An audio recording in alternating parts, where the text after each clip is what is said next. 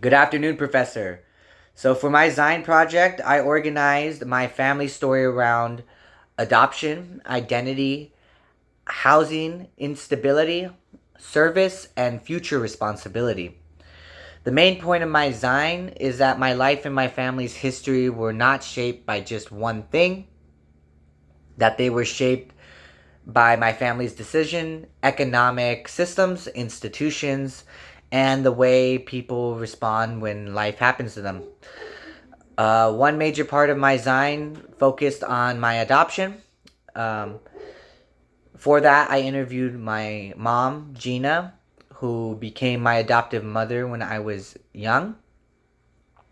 Her story helped me understand that adoption was not only something that happened to me and my brother, but it was also part of her story because she and my dad had wanted to build a family and we became part of that dream for her.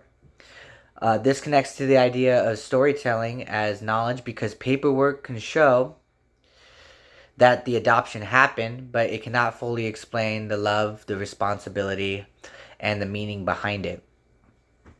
Another part of my Zine looked at the systems of power, specifically, especially the housing and the mortgage system. When I was younger, my family lived in a two-story house in a gated community. And during the housing market collapse, my family uh,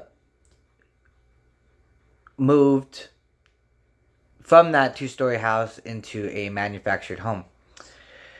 That experience changed our lifestyle. It changed our neighborhood, our neighbors. It changed where me and my brother ended up going to schools.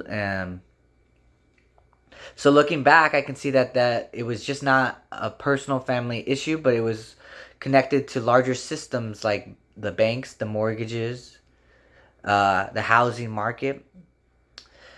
Um, in this project, I also used intersectionality to think about how different parts of identity and power shaped my family's experience. Class, family structure, age, and education all connected.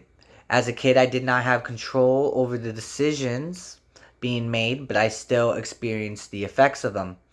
My family had stable jobs, but that did not fully protect us from the larger economic changes that were going on.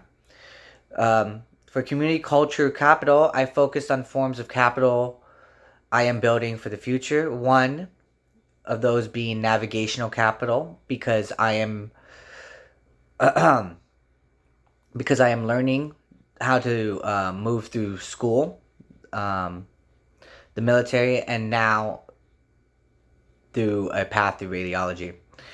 Another one of those is aspirational capital. Um, because I am continuing to work towards a future, even though my path was not the traditional go to school, continue going to, and then go to college path. It was deviated a little bit. And then I also included familial capital because my family taught me that family is not only about blood, but about showing up and taking responsibility. The legacy I wish to build is based on service. I served my country. I served my country through my time in the military, and now I wish to serve my community through the healthcare field. My freedom dream is to build a future where the next generation has more stability, more support, and more access than I had. I want to carry forward the values of responsibility, care, and showing up for others. But I also want to transform the idea that people have to figure out everything for themselves. In the end, this Zine helped me see my family's story differently. It is not just a personal story, but it connects to the systems, institutions, and history. But it also shows survival, responsibility, and the possibility of building something better for the future.